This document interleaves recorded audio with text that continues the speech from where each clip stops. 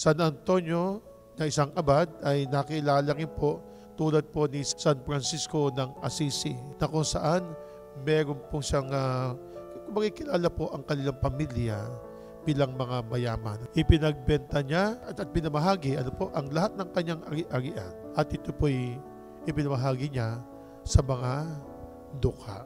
Bilang isang ermitanyo o abad, na doon po ang kanyang malalim na pananalangin, pagdarasal, pakikipag-usap sa ating Panginoong Diyos.